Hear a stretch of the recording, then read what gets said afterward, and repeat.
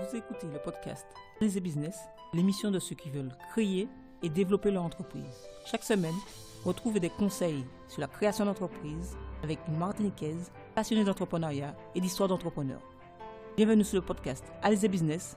Je suis Sonia et je vais vous accompagner sur le lancement de votre entreprise. Hello les entrepreneurs.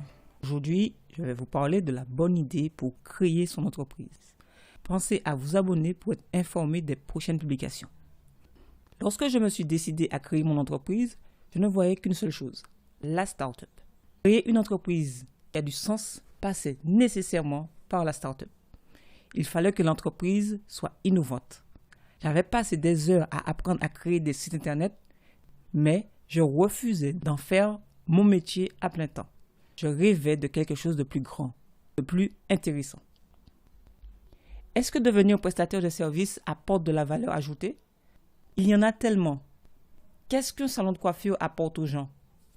En réalité, les petits commerces, comme les petits artisans, sont aussi importants pour la population que les startups. Comme moi, beaucoup croient qu'il faut l'idée du siècle pour créer une entreprise. Souvent, ils l'attendent comme le prince charmant, ce qui donne toutes ces personnes qui veulent monter des entreprises, mais qui n'oseront jamais parce qu'ils ne l'ont pas trouvé. Mais s'est-on demandé qu'est-ce qu'une bonne idée d'entreprise? On a parfois une mauvaise image de la création d'entreprise et l'idée d'entreprise n'y échappe pas. Par exemple, les entreprises qui réussissent naissent avec une idée grandiose. Ou les entreprises simples ne fonctionnent plus. Ou encore, il me faut une idée dont je suis sûr qu'elle marchera. Mais d'où viennent ces pensées limitantes? Les grandes entreprises ne sont pas nées grandes. Elles ont souvent commencé à partir d'une idée simple. On regarde trop la réussite de ces entreprises sans regarder leur parcours. C'est pourquoi on a l'impression que l'innovation est l'unique solution. L'innovation est une bonne chose, mais tout le monde n'a pas les compétences pour la gérer. Une idée peut naître d'une expérience professionnelle, de savoir-faire, d'une formation ou de besoins constatés ou ressentis.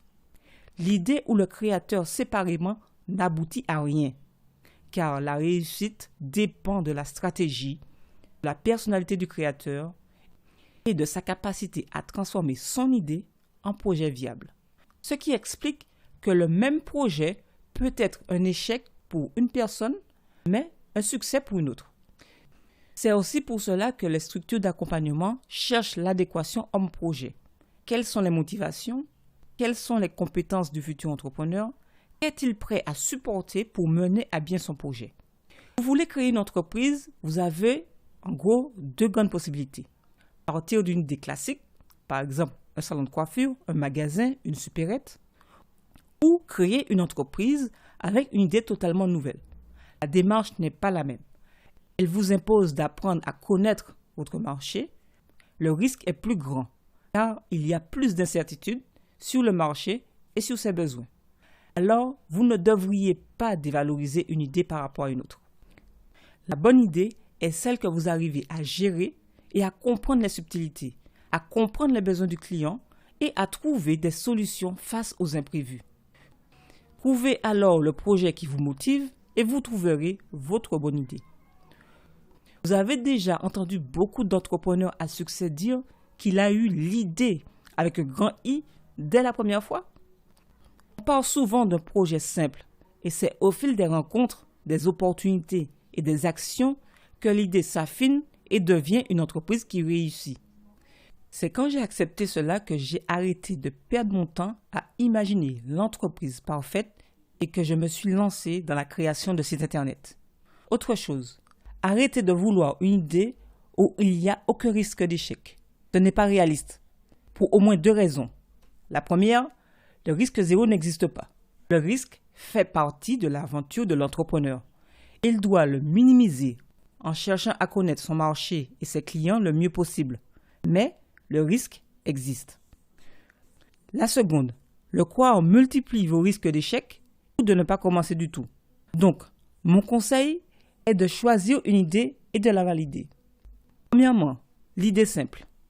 Il ne faut pas minimiser les idées simples en cherchant à avoir des idées extraordinaires.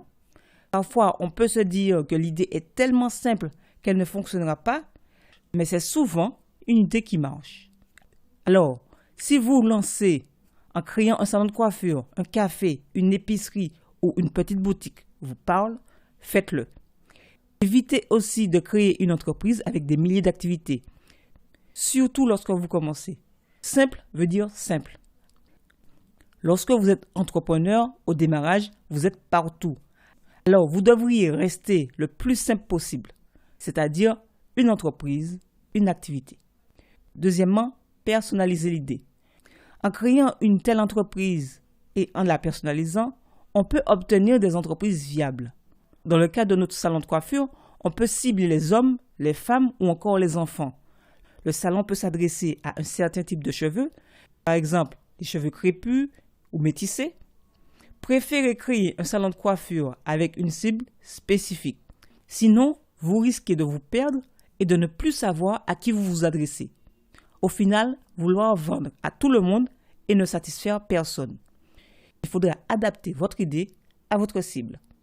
Troisièmement, valider l'idée. Que vous ayez une idée innovante ou classique, il faudra de toute façon la valider. Pour ça, je vous conseille de confronter votre idée au marché, c'est-à-dire proposer le produit aux clients, même si c'est un produit que vous pensez qu'ils connaissent. Faites cela pour voir s'ils sont prêts à payer. Cela peut se faire aussi pour un salon de coiffure. Vous pouvez commencer à proposer des prestations de coiffure à domicile à un petit nombre de clients, bien avant de faire des investissements à l'ouverture de votre salon.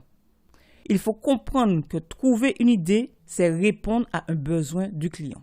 Au final, avec votre idée, vous ne perdez pas des années à tourner en rond et risquez de ne jamais vous lancer.